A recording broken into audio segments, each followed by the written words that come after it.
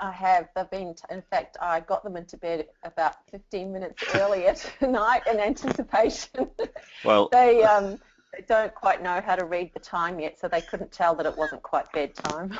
okay, well, that's excellent. So thanks everybody for joining us. I'm Bernie Griffiths. We're speaking tonight to Joanna Barton, who, if you can see your screens there, is the owner of Confetti Design, which, as she says, Hello, everybody.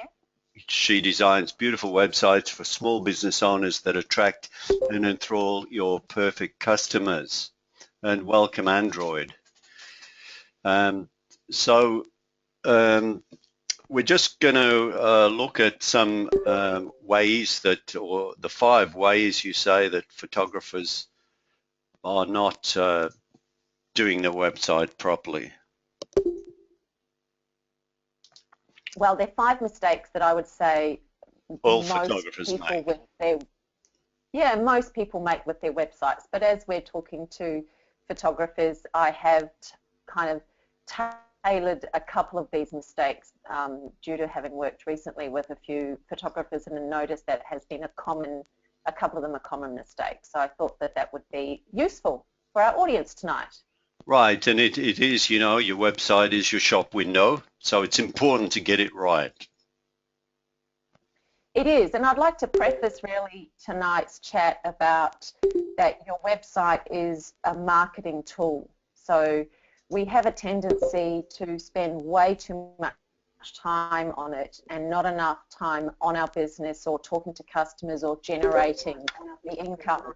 So the idea really is to get these 5 things up and running and then like set and forget and update maybe every 4 months so that you kind of tick these things off and then get out there and you know, start meeting up with your customers as opposed to thinking that your website is the be-all and end-all. It's just another tool. Okay. Yeah. So what's the number 1? Okay. So the number 1 mistake. The number 1 mistake is a mistake that most business owners that I have worked with, whether you're a photographer or not, is not being aware of your market or what your unique selling proposition is.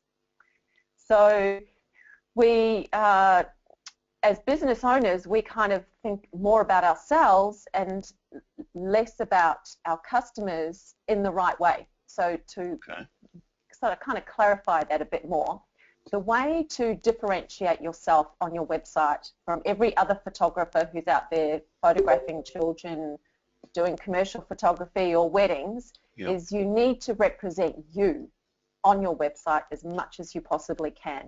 You are the defining, differentiating factor, okay? And then the other side of that, parallel to that, is what do your customers want to see?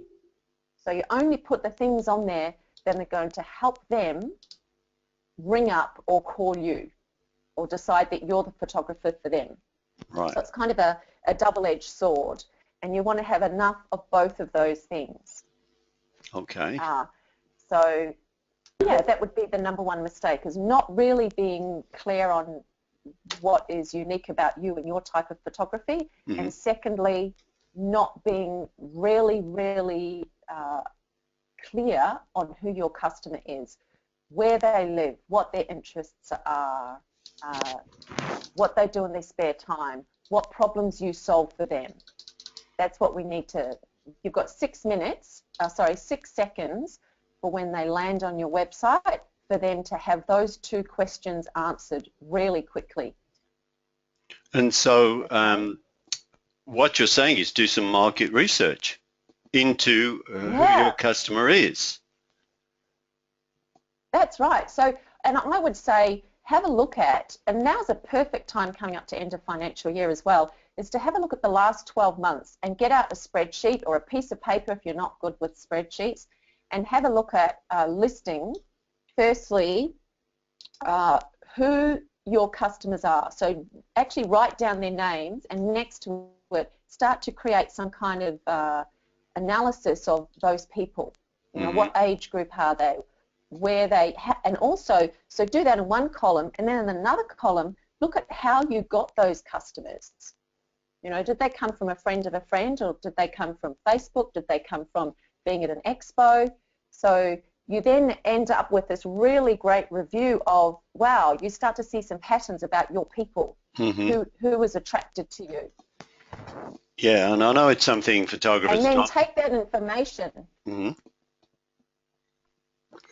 and incorporate. then take that information, kind of bundle it up, and then go out and ask a few people just to double check that you get it. So don't start making assumptions as well. Yeah. Yeah, and then put that information onto that homepage. So you know who this person is. You know what photos they love. Think about the photos that you sold out of, you know, thousands of photos that you've taken for all of these customers. Look at the ones that the people actually chose and paid money for. That's going to give you a real insight into what kind of photos your customers love, and those need to be on the homepage. So you really have to do your market research first, because you can't start to build your website, because your website, you want to attract your target market. Yeah, that's right. And having this really great understanding of who you serve, like who your customer is, means that you start to get a tone. There's a tone in your photos and your images, and there'll be a tone on your website as well. And so you start to get this lovely, consistent visual kind of feeling. So when they land on your homepage, they're going to get a really nice, consistent message, and consistency breeds trust and breeds confidence. Because if I go to a website and I see there's this kind of photo and this kind of photo, I get no real sense of you as a photographer. I'm not going to feel trust. I'm not going to have that trust that you're going to give me a consistent kind of look. Yep. Yeah. Does that make sense? So you'll have to help me, because my visual's gone on my computer. I've got it back, I think. So mistake one is not being aware of your market or your unique selling proposition. Correct. Okay, I think we've covered that, haven't we? Yeah. Okay. Well, let's just see if yeah. So I've got an example. I've put an example on the screen of FeeMIM's website that I know you've helped design with her, FeeMIM's Photography. Can you just tell us about this example of her website? Yes. So actually, I haven't. I've worked with Fee, but I haven't worked on her website. But what this photo tells me is that she's kind of rebranded herself recently, and she's become very clear on who she wants to attract. Right. And she wants to work on attracting business owners, small business owners, and business owners who have a I don't know how to describe it, but she does headshots and she does corporate branding. So it's one about just a photo for that person to go on their about page, and the other part of her business is kind of helping them to understand their brand, what they're wanting to present their brand as, and photography is a huge part of that. So this photo is perfect because you land on her website and you instantly see that this is a corporate. She's not a corporate woman, but she's a businesswoman, and it's got energy, and so you get a real sense of her style. Okay. Yes. So that's why I included that shot. Right. Okay. And the other one, I think, is from an American photographer. Yeah. So Brooke Bryant is a family photographer. I just am doing some research for the photography clients that I've been working with. I just went overseas to have a bit of a look to understand, do some research myself of my customer who's a photographer. And I came across Brooke, and what stood out is that you land on her website and this is all you see. Like, you see about 5 of these really close-up images. Yeah. And it's captivating, you know, like you're drawn into that photo with the little girl and her blue eyes, and you go, wow, that is amazing. I want to hire this woman. You know, so she's very clear. She wants to photograph families and young children, and it's really important, you know, for you to connect. And the way to connect with a photo is by having that model stare back at you. You know, you've got those eyes. You're drawn into that photo. Right. And this is a perfect example of how photographers can utilize their art to capture the heart of their customer. Okay. There's Now, no mother that would not see that photo right. and say, I want to hire that woman as my photographer. Okay. So I just we just had a problem with the screen. People weren't seeing it. Sorry, Joanna, but apparently now we can. And I've just come to the Brooke Bryant one. I think everyone can see now, so that's good. Thanks, Leanne, for letting me know that you can see the screen. Oh, great. Yeah. So we're all wondering what I was talking about. we're all good. So we've got mistake. We've got mistake You two. record which you record them in, and then Yeah. you put them, and you. Now we've lost your audio. Me? Yeah. Okay. You okay now? We're on mistake number 2. Skimping on your About Me bio page, not showing your personality, no professional photo. Okay.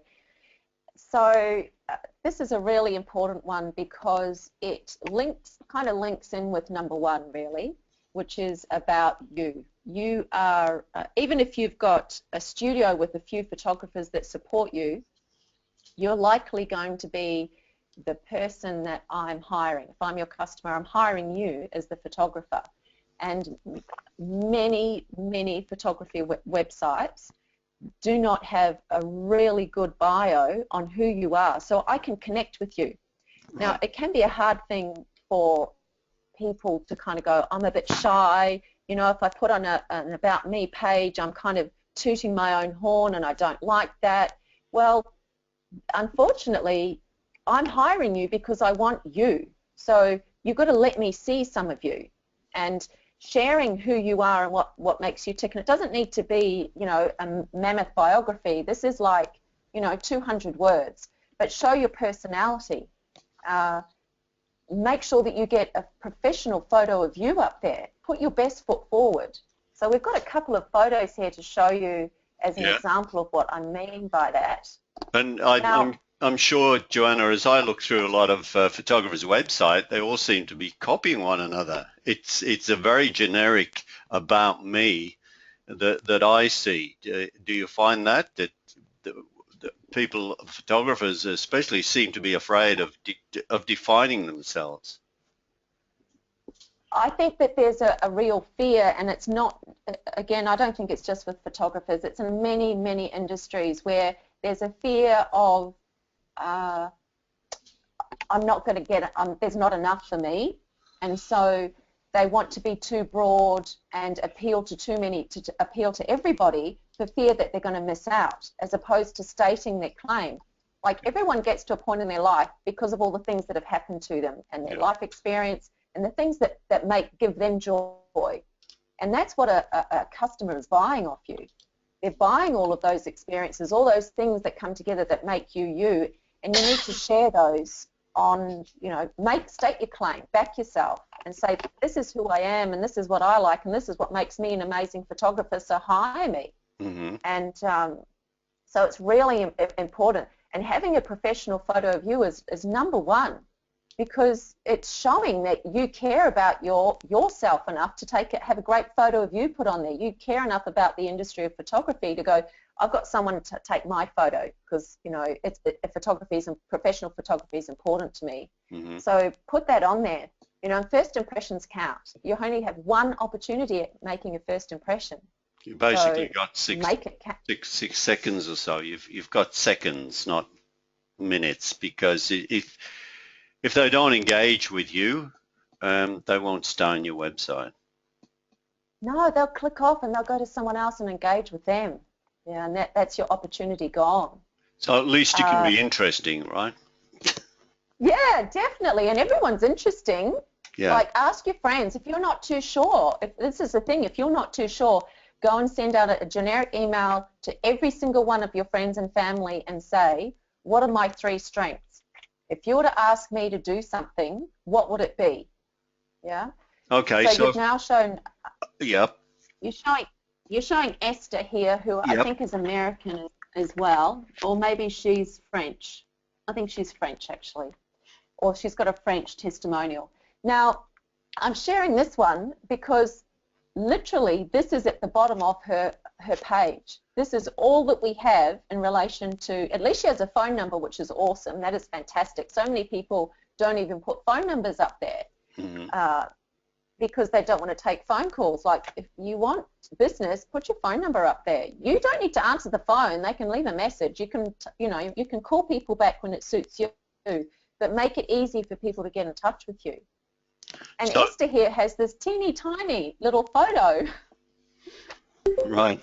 Like, it's tiny, and she's quite cute. She says, Esther uses her ninja photographer skills to catch the little moments that mean a lot, but it's tiny font. I cannot see it. I had to search for it. Yeah. I might not get to the bottom of her page and see this. So, in the next photo, if you go down to Fee's photo. Yeah, so we'll have a look at Fee's photo, which is the next screen. Totally different. And Fee's thought a lot about this. Her whole branding is about this kind of gold and black and a bit glitzy, and so she's made an effort to style herself as well. She's wearing a beautiful gold sequin top. She's got her hair done, and look, and this is the other thing. So I want you to see there's two things that you see here immediately: the photo of her, about Fee, and why choose me over other photographers. So as I was saying earlier, you don't need to write thousands of words, but be clever about what you put in bold. So always, everything that you put on your website, make sure that there's kind of 3 levels of headings in terms of the importance and the importance of the information. So I can scroll. Allow me to kind of scroll down the page and get those 3 pieces of information in bold font that kind of summarizes the page. So I might not want to read about Fee, but I'm going to read why I'm going to choose why she thinks I should choose her over other photographers, because it's standing out. It's caught my eye. Another one is about Todd. So this is Todd Hunter McGraw, who's very well known in Australia. And Planet Todd, that says it all. Todd is I don't know Todd at all. I've just had a look at his website quite a few times. It drives me crazy. Because I can't navigate it. And the clicks are on the icons. On the rocket ship. Yep. Yeah, go and have a look at his website, because it's really interesting. He is unashamedly Todd, yeah, and this is fantastic. He just has backed himself. He's very quirky. He's a bit of a hipster, and his photography is like that as well. It's a great sense of humor, and he's letting you know who he is. I don't like carrots, he says. Talking to plants is not a sign of madness, but you probably should talk to someone about why you do that. It's humorous. So that's his market. So he's a bit quirky, so he's looking for people that like him, or like him. Yeah, exactly. That's who's going to appeal to him. And you always want to work with people that you like, and he likes himself, so he's likely to like working with people that are a bit like him. This final one is Samantha Olsen, whose website I've just redone for her, and we did quite a bit of information on her about page. She's a really interesting woman and an amazing story to tell, and there is quite a bit of words, but we've also used images and headlines. So she loves coffee. She has this amazing experience of having worked as an Army nurse commander, and then we've got a photo of her in action. So, and that's the headline. So your eye is drawn, your focal point is drawn to the photos and the headlines. You might not read the rest of it, but you get a sense of this person. Yes. And that's what you want your customer to have. Yeah, that's great. Mistake number 3, posting too many photos, not editing carefully. Yes. So I think this... I mentioned it earlier in terms of this fear that you're not going to get a job, or if you don't put that one photo up, that might be the one photo that they fall in love with. You've got to trust in your art, trust in the skill that you have, and the beautiful work that you produce. And you're trying to tell a story and you haven't got that long for their attention. So only put up the best of the best. Certainly, if you do full wedding day photography, put in one full day end to end and show them the extent of the value that you offer them in your packages, but you don't need to do 15 of them. You don't need to then do the video that has all of the photos in it, and then you've got the blog post with all of the photos in it. Like, really edit and put your best work up, telling the story to this person, you know, bringing it back to that customer. What does that person want to see? And photographers, I do find a lot of photographers find it hard to edit, as I did myself, because you get a bit emotionally attached to the photographs you take, and a lot of it is to do with degree of difficulty. If that shot was a hard one, you sort of take total ownership of it because you captured something that you think is special, and maybe the moment was, but as a photograph, it may be fairly ordinary. So create a way to honour the work that you do. So think of it as, this website doesn't have to be the be-all and end-all. Maybe you create a separate blog where you start sharing that stuff. But the website, as a way of generating income for you, you've got to keep it focused on your customers. This is not about you. Yes, it is about you because you're the one that's taking it, but it's about because you're doing it so you make money, aren't you? Yep. So if you've got a degree of difficulty and you really have your heart attached to that photo, put it somewhere else where it has meaning for that. Yeah. Separate them. One's a business and one's a passion. So if you're an award-winning photographer, would you put your awards in a separate sort of folder, a separate place that people could go to, or would you incorporate them with the normal work?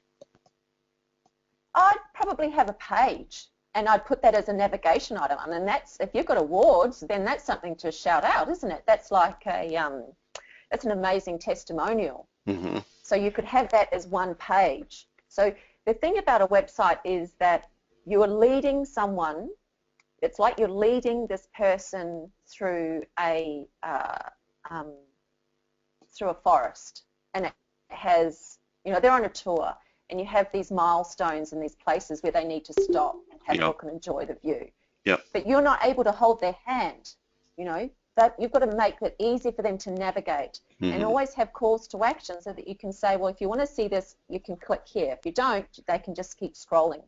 So posting too many photos is one way of, you can lose people. So yeah, editing is really important, and get someone that you trust. Hello, Team D33.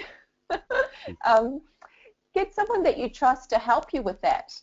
So my kind of ballpark is to have a page for each of the particular services that you offer, and then have maybe your main feature service, have a couple of galleries attached to that, or case studies, where you can add some of the background story regarding the project.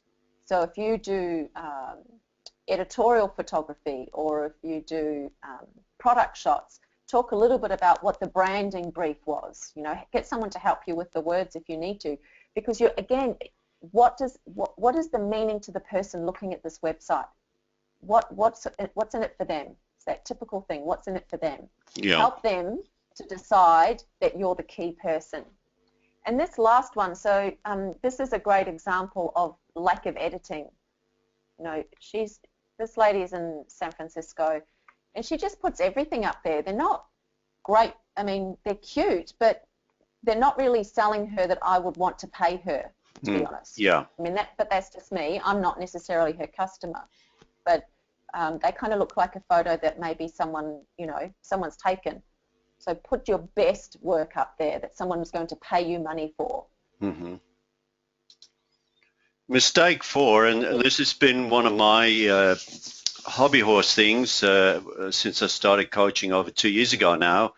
It's what I've implemented into photographers' websites, and I'm making really good progress now. I'm getting most of the photographers, well, I'd say just about all of the photographers that I'm coaching now have got this opt-in form, this email capture form or sign-up form to automatically go into a database and then do the email marketing. So can you just tell us your thoughts on that? Look, not everybody is into having an opt-in. So an opt-in, if you're not sure, is an opportunity for a visitor to your website to give you their email address. And in order to do that nowadays, we like to give them something of value in return for their email address. So it could be a discount off a service. It could be, if you're a wedding photographer, a list of tips and how to choose the best wedding photographer. Or so think about what's something that you can give away. It doesn't have to be money. There's something that, in order for someone to give you their email address. Mm-hmm. Now, whether you do that or not, that's up to you. That's a personal thing. But you must get people's email addresses, because, so have that form somewhere, because it is an opportunity for you to then market to them. So think strategically and logically about customers, okay? You get people referred to you by friends. If you don't have their details and you haven't asked permission to use their email address, how can you go back to them and say, I've got a Christmas special, or it's end of coming up to the beginning of term 1 for preppies. Have you had some beautiful, this is it's a change in your family. Have you had photos taken? It'd be great to get some photos before your child, is in uniform, kind of thing, starting his first school year. So whatever. So you can't communicate with your customers and upsell them unless you've got their email address. So if you want to have continual, recurring business, you need to have their email address. So at some point in the process of being on your website, you must put in a sign-up form. Whether you give them something in return or not is up to you, but I'd be suggesting that you do. And when you email them, you don't have to be asking them for money. You don't have to be asking them to buy something. You can also just be adding value to their life. An example could be that you're sending out a newsletter just before the Christmas holidays and giving them some tips on how best to take their holiday snaps. They're not going to hire you to take holiday snaps, so it's not like you're missing out on that value, that job, but you're adding value to them. And when they think of a photographer, they're going to come back to you because you're in their mind. The stats show that it takes up to about 7 interactions with a business before people can decide to use you. So think of that, 7 times you need to meet someone, they've got to see you somewhere, in their email inbox, in marketing somewhere, at an event, in brochures or wherever, Facebook, Instagram, before they go, oh yeah, I've got to get that family photography session booked, I'm going to use them. And Okay, on the screen, we've got an example that we used with a few of my clients, a $200 gift voucher for your next wedding coverage or portrait session. We found that by offering them something of high value, that they would opt in and leave their name and email address. Now, the thing is, I suppose that if you didn't have an opt-in box like that, and if you didn't capture them, and they left your website and went on to another photographer that did, and they captured them, then you've lost them forever. That's right. Yeah. So whoever captures them and nurtures them can have the opportunity of eventually turning them into paid clients. And mistake number 5, no blog or only using it. Yeah, so that's right. So within your website, it's not separate. It's got to be on your website, is a blog. So a blog is like having a regular live newsletter, basically, where you post articles. Now, there's 2 reasons for having a blog and why you should use it in a particular way. Another way, which is my pet hate, but is you have it because when you put on regular, frequent articles and you update your blog, it tells Google that there's new information. Now, I'm saying here only don't just use it as a pseudo portfolio, meaning every time you do a shoot, you pop up every single photo and say, here's a new shoot. Then use it. Think about, this is how Google works. So what I'm talking about here is SEO, search engine optimization. And there's two ways for Google to have you as a high-ranking site, meaning that you're up on page 1 or page 2. And Google is a business, okay? So Google wants to serve its customers as best it can by providing the most useful, popular, valuable content it can. So we are the providers as blog writers or writing articles on our website. We are providing that information to Google, and it will reward us if our information is interesting, has statistics, is valuable, is shared a lot, is composed in a great way. It will then reward you. And so every time you put in new information on your website, which is a blog, is a great way for that to happen, it's going to reward you by pushing you up the list. That's one way. The other way is you pay for someone to manufacture that, and that's what the SEO companies do, and you can pay from $600 to $1,800 a month for someone to move you up for particular keywords. So when you use it as a pseudo portfolio, you're just putting in more images. It's not adding any value. You've got to have lots of text in there. How many words would you say, Joanna? 200, 300 or less? No, actually nowadays they're saying it's something like 1,000 words. Oh, really? From one blog post? But yeah, yes, that's right. And you can do it over 2 pages. So you put a little button at the bottom of page 1 and make them click through to page 2. That's even better. Right. So you might put, don't miss the final answers on page 2, and they click through to page 2. Google go, wow, they've got someone really is providing great information. They're moving through to a second page. Right. So, and this is hard. This is hard because I understand. I hate writing. Like, listen to me. I'm happy to talk until the cows come home, but get me to write articles, and it's hard work. So there's lots of resources out there to help you. But the main point is, think about things. This is coming back to point number 1.